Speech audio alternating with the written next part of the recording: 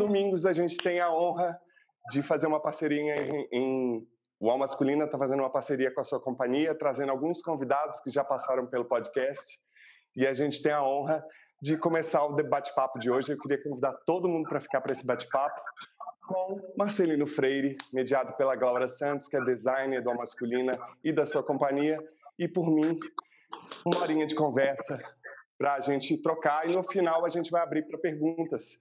Quem puder estender e compartilhar com a gente as impressões vai ser uma delícia. Marcelino, como é que você gostaria de se apresentar? Bem-vindo à sua companhia.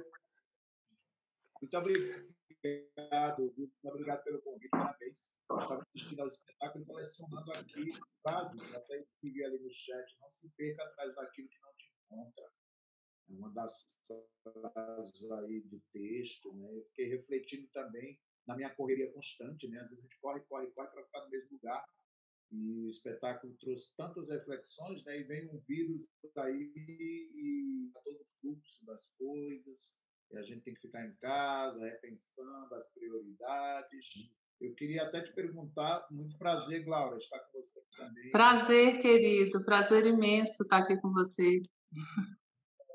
Eu queria te perguntar, Paulo, assim, é porque me veio a curiosidade, esse texto, ele parece casar tanto com a quarentena, ele foi escrito antes da quarentena, e depois você incluiu algumas coisas em relação a esse momento que estamos todos parados, sem correr para lugar nenhum, ou, enfim, ou ele é antigo mesmo, é um texto que você já havia escrito, premonitória, como é? Profeticamente. Olha, mas me pediram para escrever um texto em que os atores do Brasil inteiro ganham na loteria e viajam pelo mundo, porque esse texto foi escrito em 2014, depois que eu visitei uma exposição do David Bowie, quando ele ainda estava vivo, no MIS, aqui em São Paulo, no Museu da Imagem do Som, e saí de lá muito impressionado, sobretudo com um fato, que ele, no auge da fama, com o Ziggy Stardust, ele encerrou a turnê de sucesso dele, depois que encerrou e falou que não ia mais continuar com o personagem. E aquilo da pausa, né, de você estar no auge da carreira e mesmo assim a gente olhando de fora, né, vendo uma pessoa que às vezes causa inveja, admiração, mas que não sabe o que está acontecendo por trás. E essa pausa me movimentou muito, me provocou muito. Me provocou muito saber que depois outros contemporâneos dele, como Bob Dylan, que se trancou no porão da casa, enfim, vários outros artistas que tiveram essa reclusão no auge e na correria, né? E eu também já passei por muito disso. Não à toa a peça começa com aquelas rubricas, aqueles itálicos, falando que isso aqui é autobiográfico, biográfico, enfim, mistura um pouco de tudo, porque todo espetáculo que eu faço, eu penso que vai ser o último, sabe, Marcelino? E agora, nesse momento de pandemia, fica evidente de que estamos numa guerra com um ser microscópico, nanoscópico, né, como um vírus, e a pandemia trouxe a possibilidade de voltar a esse espetáculo, de rever esses parceiros que participaram da primeira montagem de palco. Em 2015, a gente estreou em Sesc Palladio, em Belo Horizonte. A gente ganhou o prêmio Miriam Muniz para montar. Depois fez o CCBB em Belo Horizonte. E a gente parou com esse espetáculo de 2016 para cá. Na época era interpretado por uma atriz, uma mulher, a Samira Ávila. E eu fiquei esses anos todos com essa pausa, e a equipe inteira com vontade de voltar a esse trabalho, porque ele faz parte de uma trilogia em que cada trabalho se relaciona com uma área. Esse relaciona com música, o outro se relaciona com artes plásticas, que se chama Passepartout, que vai ser interpretado pela Fafá Renó, e o último, que é o Fora do Mar, que deu a origem ao Masculina, para falar de masculinidades, desse ser dentro de um aquário, que é o bicho-homem, né? Que são os bichos-homens, né? Muito bem. Laura, conte aí você. Meu querido, que prazer estar aqui, conversar com você. Eu queria começar dizendo de duas cenas do Heróis que tratam sobre memória da mãe e memória do pai. Eu acho essas duas cenas de uma beleza rara, assim. E na cena da mãe, ele diz da potência do olhar dessa mãe, que faz com que ele encontre um lugar no mundo, o lugar de dar um passo à frente. Então, a importância desse olhar da aprovação, né, da mãe. E você, Marcelino, você fala muito, né, da importância da voz da sua mãe na sua obra, da voz literalmente, né? Você diz dela ser uma mulher que tinha a poesia na fala e uma mulher que fazia rima sem saber que fazia, né? E que a sua obra tem muito do grito de sua mãe e do silêncio de seu pai. Então, eu queria que você falasse um pouquinho assim sobre esse grito, sobre esse eco do feminino na sua vida e na sua obra. Eu sei que eu fui convidado aqui para conversar com vocês e até responder algumas questões, inclusive a que a Laura passou agora, mas a gente termina a peça de Paulo, a gente ficou com tanta vontade É, de sim. perguntar coisas para ele, né? Pode perguntar, Marcelino. Vamos Pode falar perguntar. sobre isso também. É, Vamos lá. Aquela cena da mãe, eu vi tanto no olhar dele, ele criança, tomando um passo à frente ali, e aquele olhar da mãe parece que foi determinante para a construção Sim. que ele é hoje, né? Das escolhas. Uhum. Posso dizer que a minha Sim. mãe é a mesma coisa, a construção, tudo que eu faço vem muito desse berço sonoro, né? A minha mãe Uhum. é uma mulher muito falante, muito sonora e muito teatral, viu, Paulo? Muito teatral. Então, a minha mãe dava vexame, ela era teatral, era teatral no silêncio que ela fazia, no olhar cansado, no grito, no gemido, na ladainha, na reza. O Nordeste é muito teatral nesse sentido. Minha mãe, na hora de rezar, era a casa toda rezava com ela, na hora de chorar, a casa toda chorava com ela. Então, era um permanente teatro, uma permanente tragicomédia. Então, o tempo inteiro eu convivendo com isso, eu sempre falo que a minha mãe me inspirou muito. Igualmente aos escritores, deixa mais aqui. minha mãe a fala lá da minha, a maneira de falar, a maneira de reagir. Então, toda vez que eu escrevo um texto, eu penso na minha mãe. Eu penso que eu estou gritando com ela, compactuando com ela, construo muitos personagens a partir dessa voz feminina, dessa alma feminina. Então, de fato, é uma inspiração constante. E não esqueço. Ela já faleceu em 2010, mas eu escrevo ainda como se ela estivesse aqui conversando comigo. E conversa comigo. Virou Com uma outra certeza. força, sabe? Virou uma outra força da natureza. Quando uma mãe nos deixa, vira uma outra energia. A energia está constante pulsando no que eu escrevo, sabe? Constante pulsando no que eu escrevo. E aí eu queria, estou curioso, Paulo, a sua mãe, ela ainda está com a gente, ela já assistiu o espetáculo, como é que é essa relação ali, aquela cena? Eu fiquei curioso para saber de ti também. A minha mãe, ela é pedagoga e as minhas duas únicas irmãs mais velhas também são pedagogas. Então, eu tive 3 pedagogas dentro de casa, Piaget presente, atuante ali full time, e tive muitas mães fora da minha casa, porque minha mãe chegou um momento em que ela trabalhava 3 turnos quando meu pai ficou desempregado. E sempre tive um referencial feminino muito forte, nos 2 lados da família. Eu cresci tendo 21 tios, entre Teresina, Piauí e Crucilândia, Minas Gerais. Então, eu sempre brinco que é muita gente para conseguir existir dentro de uma família, né? Ela me educou muito na sensibilidade. Eu cresci ouvindo música clássica, Milton Nascimento. Ela me levava ao teatro. Toda semana tinha um livro que ela me dava. Tinha essa preocupação de formar um filho, também numa questão religiosa muito forte, a tradicional família mineira, cristã, católica, né? A fé muito presente. E uma influência das irmãs dela, que são muito fortes, que em alguns momentos até essa história masculina na minha família foi apagada para mim.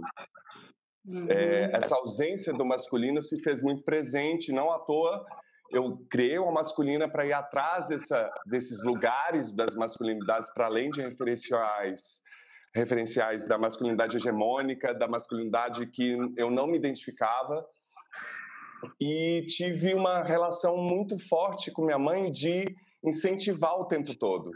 Ela tinha medo que eu fosse artista, meu pai também, mas ao mesmo tempo ela incentivava. Eu participava do teatro da igreja, depois participava do teatro na faculdade, depois ia e sempre ia. E ela viu esse espetáculo na primeira versão e quando terminou, ela tem uns comentários ótimos, Marcelina, ela fala assim: "Mas foi você que escreveu isso?"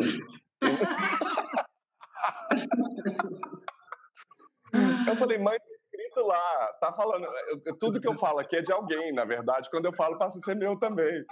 E não é a primeira peça que eu escrevo."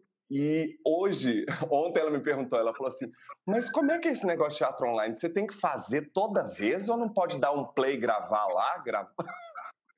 Então ela tem uma simplicidade, mas ao mesmo tempo ela tem um encantamento, né, por tudo que eu faço. Meu pai também. Meu pai foi uma relação de amizade, de reencontro muito mais tardia, depois que eu vim para São Paulo, há uns 12 anos atrás. Mas os dois são muito presentes, assim. Eles têm muito medo da violência do país que precariza a cultura, que banaliza a profissão, que não entende isso como uma profissão. Eles têm medo de eu passar fome, de eu passar aperto em função das escolhas que eu fiz. Não à toa, em alguns momentos, eu tive muitas profissões paralelas, mas sempre com o lugar artístico e da comunicação por via da cultura muito forte. Tem uma...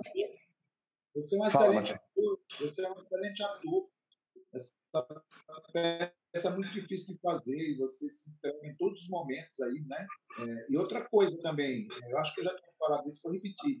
E a Glória vai, de alguma forma, eu acho que a Glória vai concordar comigo. Tem uma excelente voz também.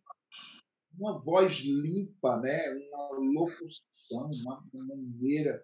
Talvez aí, esse processo todo seu aí, radiofônico, de podcast, também como ator, né? Então tem uma questão legal. É um aconchego, né? A voz do Paulo. Foi Márcia Brandão também que falou da sua voz, não foi? Márcia Brandão falou isso, De que tem uma voz que acalenta, assim, né? Além disso, assim, de tecnicamente funcionar muito bem, mas é gostoso de ouvir o Paulo, né? Marcelina, eu queria te perguntar qual momento da peça mais te tocou, que pergunta, por exemplo, em que momento você cria?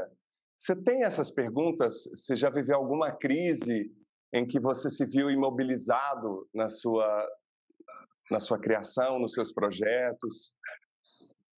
O tempo inteiro a gente trabalha muito sem resultado aparente, né? A gente não tem resultado assim que você possa prever ou diagnosticar, né? Então, Não tem um o tempo tração para inteiro mapear, você né? trabalhando não tem muita planilha. Você vai sentindo e vai sentindo aquele e tentando conversar com aquele certo. Então, o tempo inteiro a gente está nessa crise. Agora, eu sou o tipo de escritor que não bloqueio. Eu acho que eu não fico insistindo. Estou lá para escrever um conto, escrever um romance. Naquele dia não está caminhando, eu vou fazer outras coisas. Eu vou ler, aí eu pego uma cervejinha, mas eu estou sempre cercado de livro. Sempre eu estou escrevendo. Tem gente que diz: você corre tanto da oficina, viaja, quando você podia circular presencialmente. Quando é que você escreve? Eu digo: olha, eu acho que você está perguntando quando é que eu digito. Porque escrever, eu escrevo o tempo inteiro. Eu não fico muito também, agora esse texto não vai sair. Não saiu hoje, mas eu tenho coisa para fazer hoje. Aí vou fazer uma faxina, um parágrafo, vou reler os poetas. Aí quando eu começo a ler um poeta, eu digo: nossa, essa solução aqui pode muito bem caber aqui na solução desse parágrafo, na solução do destino desse personagem. Então, o tempo inteiro eu estou trabalhando o movimento para não ficar bloqueado. fica paralisado. Eu trabalho dessa maneira. Eu gostei muito, Paulo, das soluções do espetáculo também, e você falou que esse espetáculo foi em 2014, mas essa plataforma, não sei se você sentiu isso, esta plataforma também trouxe outras significações, né?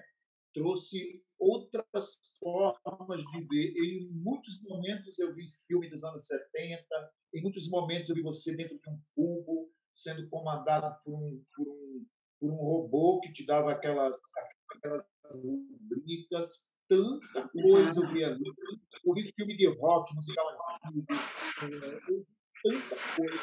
Eu acho que essa plataforma possibilitou essa outra significação, não é? Eu acho incrível, né? Essa coisa de Em certo sentido, aproxima um pouquinho a experiência do ator da de escritor, né, Marcelino? No sentido, assim, de não ter a resposta imediata, né, que você tem no teatro, do público. O Paulo agora está experimentando o silêncio ali, né, como retorno, que é uma coisa que o escritor convive, né, sempre, assim, com o não saber, né, não ter o retorno imediato, assim, do que está fazendo. para você, E... Paulo. Hã? Para mim, hoje é a terceira apresentação, quarta da semana. Eu acho que tem uma grande potência na adaptação, na recriação do espetáculo, porque eu quase que voltei na primeira versão do texto de 2014 para agora. Eu parti dele. É quase que assim, o que era seminal ali? O que se perdeu ao longo de uma montagem? Porque essa coisa de dramaturgo vivo tem hora que é um inferno, porque todo mundo é um pouco diretor do espetáculo que você está escrevendo, no bom sentido e no mau sentido, de falar assim, eu acho que essa frase tinha que cortar. E quando você vê, vai virando um pouco Frankenstein o que vai para a cena para o espectador. E para esse momento eu quis voltar à primeira versão, e grande parte da equipe fez parte desde o texto até essa recriação agora, então isso facilita muito, porque a gente tem anos de amizade, de experiência, de trocas, então tem um dialeto comum de muito respeito, de muita ligação com a visão de vida, de criação. Não fica um duelo de egos, que normalmente no nosso meio existe, né? Você já falou disso no meio literário e editorial. Então, por exemplo, a experiência de ter uma câmera aqui me trouxe a possibilidade de não fixá-la como se fosse uma reprodução teatral, que ficasse um plano aberto e eu aqui me matando, mas entender que é algo entre o teatro e o audiovisual. É ao vivo do teatro? É ao vivo. É teatro? Não sei responder ainda se é. Eu sei que tem elementos de teatral. Seria lá se a TV Tupi, o início da TV no Brasil, se fosse assim, sabe?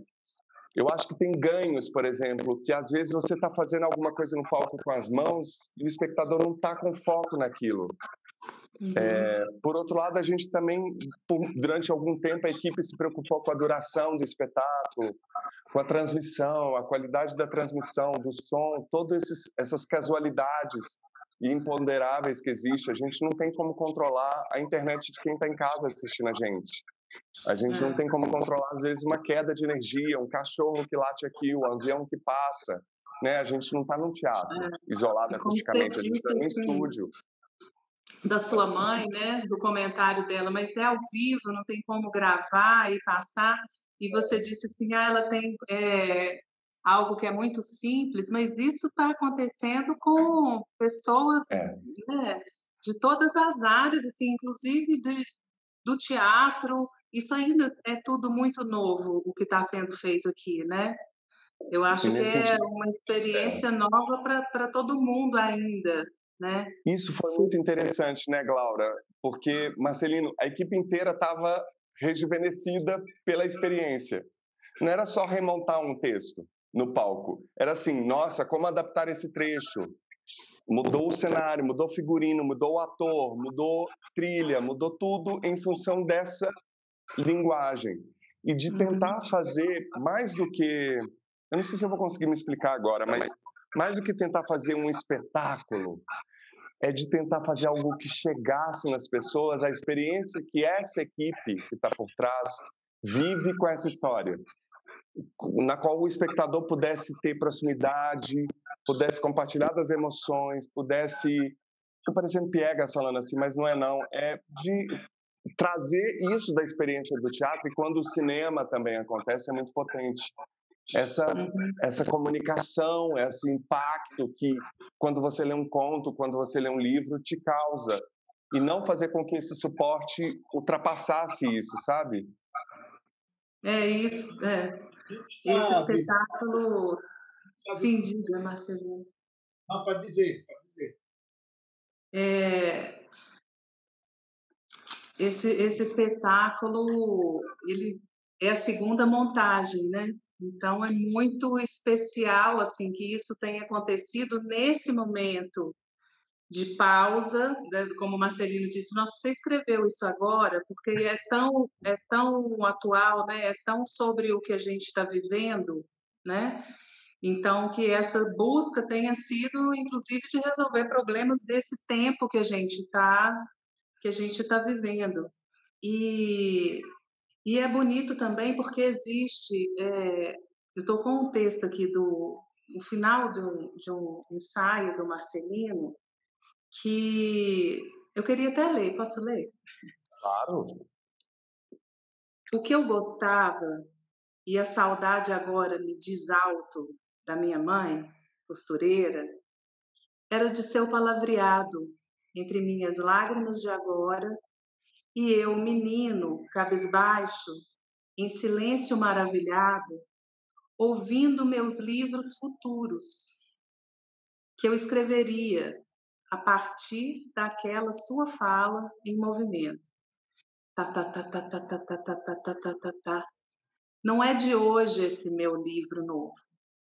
Faz tempo. Eu acho que mais uma vez vocês se encontram aí, porque esse espetáculo também não é novo, ele faz tempo, né, Paulo? Uhum. Então, eu queria, isso é para vocês dois, eu queria que vocês dissessem, assim, do significado, do peso e da leveza dessa bagagem que a gente carrega, né, e que se torna a obra, e da importância do tempo que muitas vezes essa obra precisa para realmente vir à luz, né? Porque tem o tempo da obra e muitas vezes a obra está pronta, mas a gente não está, né? Então, esses tempos de gestação da obra e do lidar com essa obra, eu acho que Paulo... Você já falou muito disso hoje, inclusive, assim, mas eu sei que é uma coisa muito especial, né? Para você, essa gestação, assim como o Marcelino descreve lindamente, aqui ele está dizendo aqui nesse ensaio, né, sobre uma cobrança que sofria de jornalistas e tal, mas tem 10 anos, e aí, cadê o livro, cadê o... né? Não, isso aqui já está em mim, isso é vida vivida, né? Mas não quer dizer que eu vá dar agora, que possa vir agora, e muitas vezes a gente... É uma surpresa para quem está criando também, qual é o tempo de vir, né? Você podia falar, Marcelino. Eu queria comentar... Vocês estão me ouvindo agora? Eu queria comentar primeiro, adorei a sua... ouvindo, né? Eu estou com um problema, vocês estão ouvindo o Marcelino bem? Para mim está chegando tão picado. Vocês estão ouvindo, gente? Deixa... Sim, ó, sim, Carolina Braga respondeu. Não é comigo. Então, ótimo. Deixa eu colocar um fone para ver. Vou colocar um fone para ver se melhora. Talvez eu é que devesse pôr, mas eu estou sem um aqui agora. Eu estou te ouvindo bem, eu estou ouvindo vocês bem. Vê se o fone melhorou. Melhorou. Sim.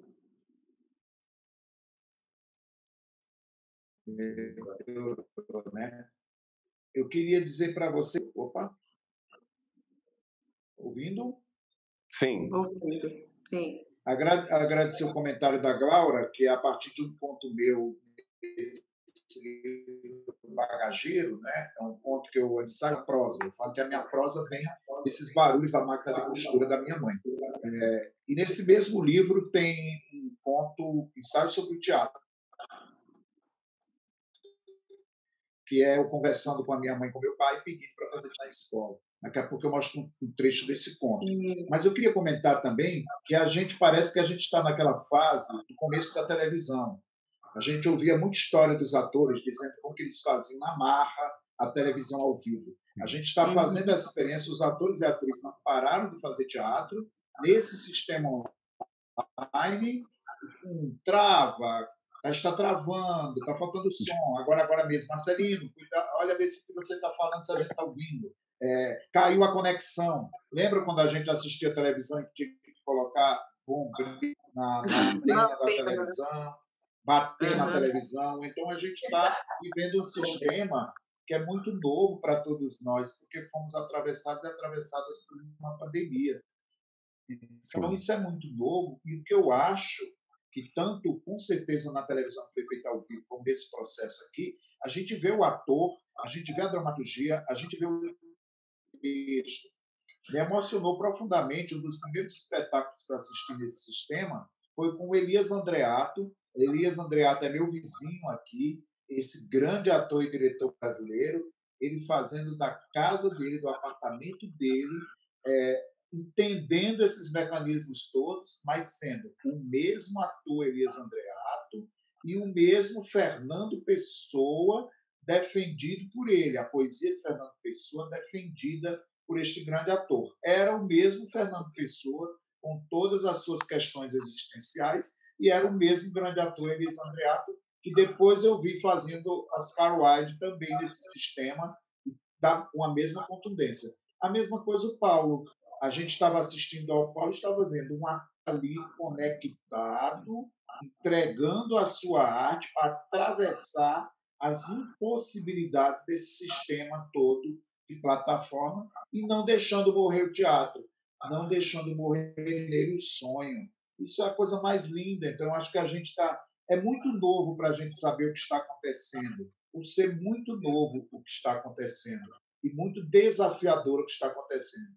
Mas é o que nós temos e é a maneira de estarmos juntos e juntas. É a maneira de superarmos isso. É a maneira de a gente sobreviver à barbárie que aí está, ao descaso que aí está, a tristeza que nos toma todo dia. É notícia triste, é desgoverno.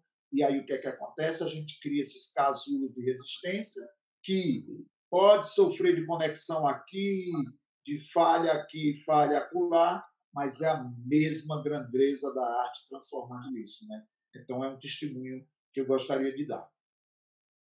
Que lindo, Marcelino. É engraçado que na quarta-feira meu analista falou uma coisa que virou a chave antes da pré-estreia.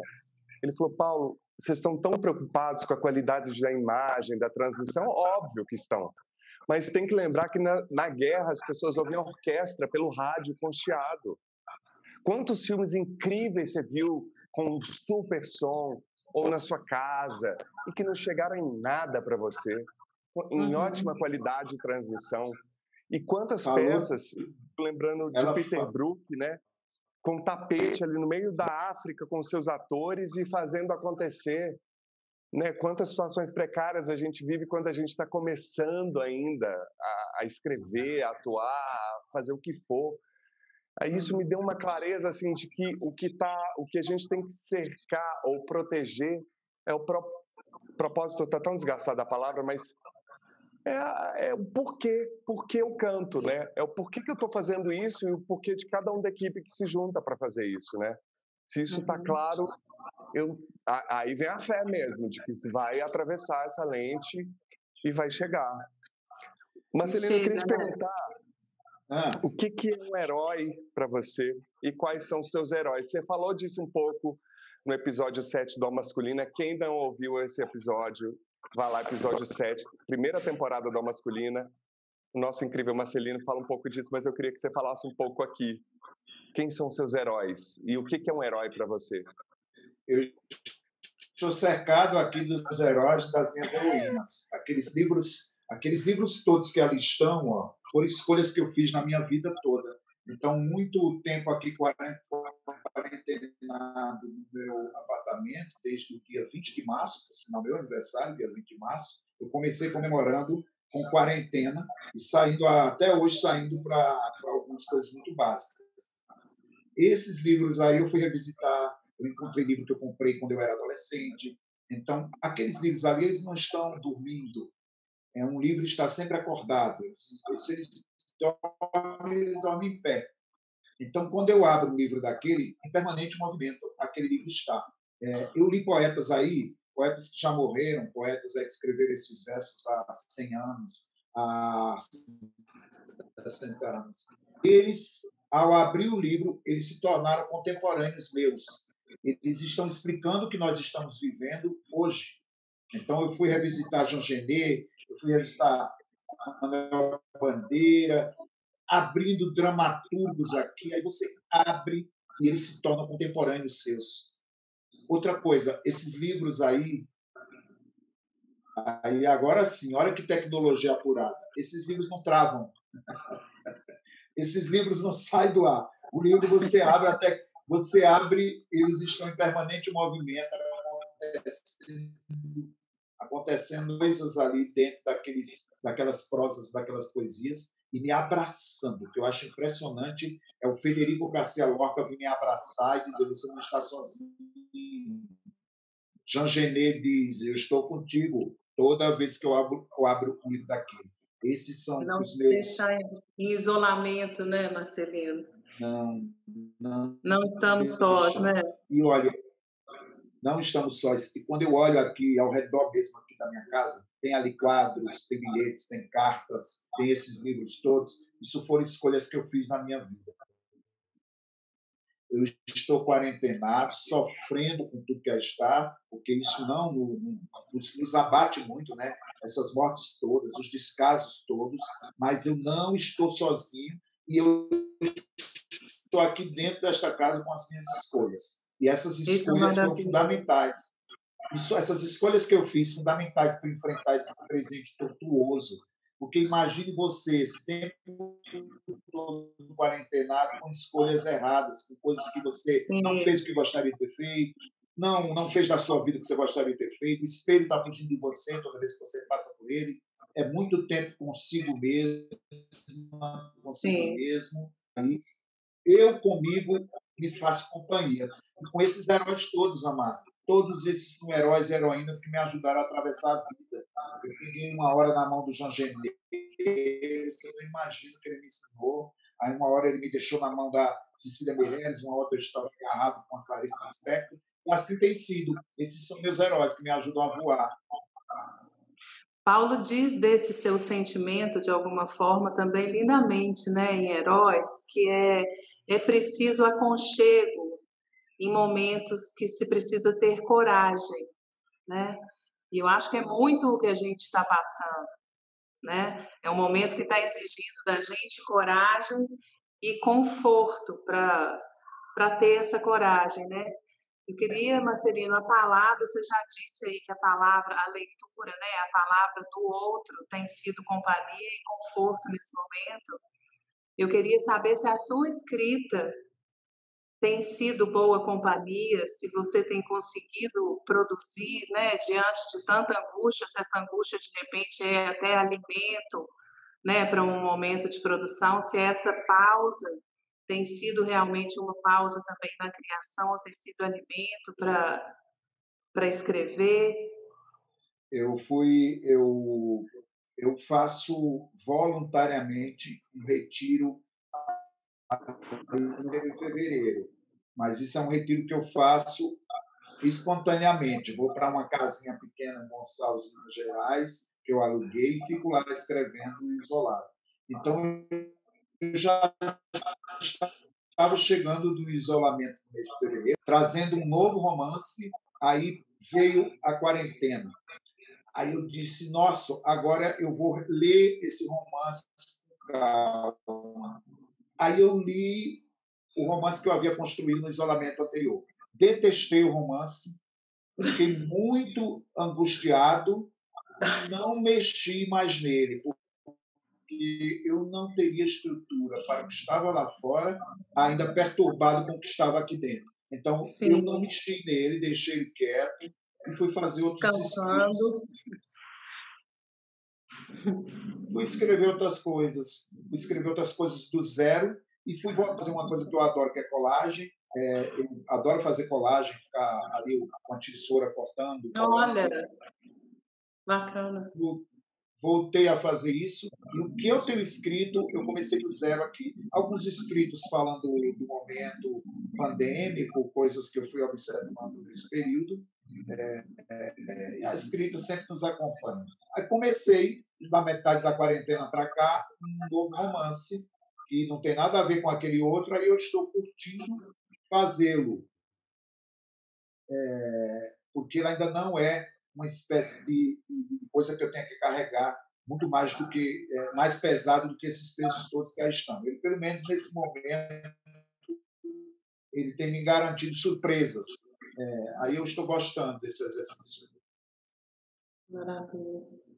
Marcelino, eu queria te perguntar uma coisa. Você tem alguma coisa para me perguntar, mas eu queria te perguntar uma coisa. Você, como uma pessoa das palavras e dos heróis tão poderosos que você tem atrás de você, a nossa consultora de dramaturgia, que é a Adele Nicoletti, ela me apresentou nessa recriação do Heróis o Água Viva, da Clarice Lispector, que eu não tinha lido ainda.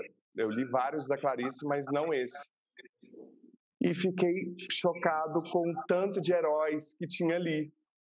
Você reconhece isso, de alguma maneira, o It, ou a Formiga, ou essas digressões que tem entre o banal e o filosófico, poético? Você reconhece isso? Isso não há dúvida. Água Viva é música. Ela é um dos livros que ela fala mais de música, Água Viva. É uma novelinha curta, naquele estilo existencial da Clarice Lispector, isso o tempo inteiro de uma beleza. Eu comentei com você quando eu estava vendo o seu espetáculo e dizendo que eu fui colecionando algumas frases dele. Até copiei uma delas ali no chat. Não se perca atrás daquilo que não quer te encontrar. Não se perca atrás daquilo que não te encontra. E Clarice também era circular. A Clarice o tempo inteiro era esse movimento cíclico. Era uma espécie de núcleo emocional que ela trabalhava e as palavras ficavam girando em torno daquele núcleo emocional. A Clarice é muito mais busca do que entende encontro. Então, ela está buscando o tempo inteiro, ela encontra um aconchego aqui na sombra de uma frase, aí vai à busca de novo.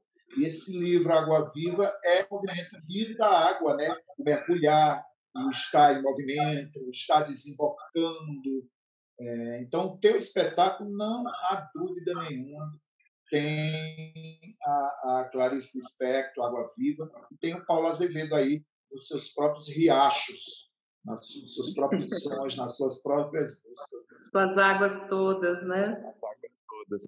Marcelino, eu queria propor... E tem uma coisa de Água Viva, tem uma coisa de Água Viva também, viu, de Clarice Lispector, que é aquele... Como é o nome daquela água viva que queima a gente quando a gente vai Eu acho que é na praia? Água Viva mesmo. É água viva mesmo. É Água Viva mesmo. O seu espetáculo tem um quê também disso aí? De queimar a gente. Marcelino, Glauber, queria propor agora, se alguém que está aqui com a gente quiser fazer alguma pergunta, tem muita gente ainda aqui com a gente, eu imagino. Quem quiser Sim. fazer pergunta para o Marcelino, fazer um comentário sobre o espetáculo. Você, Paulo, falou de Água Viva. Eu vou mostrar uma curiosidade aqui para você deste livro, só que eu preciso pegar ele ali.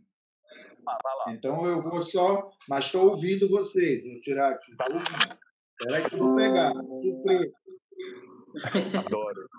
Quem quiser fazer alguma pergunta, vai ser uma delícia. Ter algum comentário, enfim, quiser perguntar alguma coisa, é uma delícia. Queria aproveitar esse intervalo para dizer que semana que vem, domingo que vem, é Paulo André, do Grupo Galpão.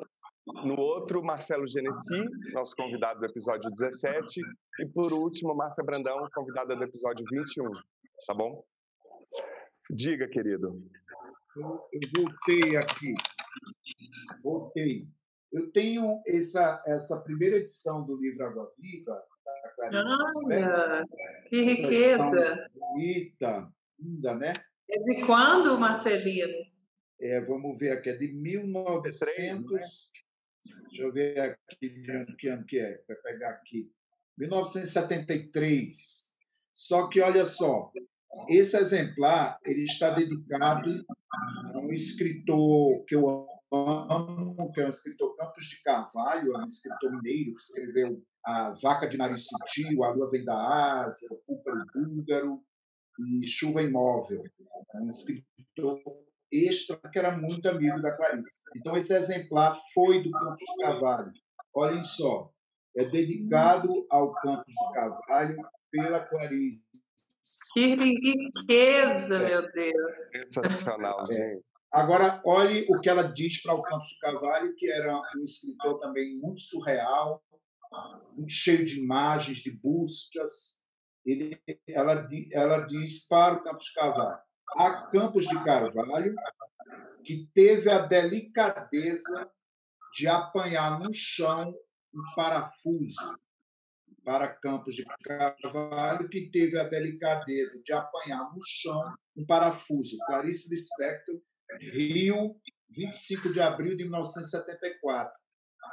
Há delicadeza e há, sim, uma entrega que você fez com que você apanhou alguns parafusos no chão para a gente, com muita delicadeza.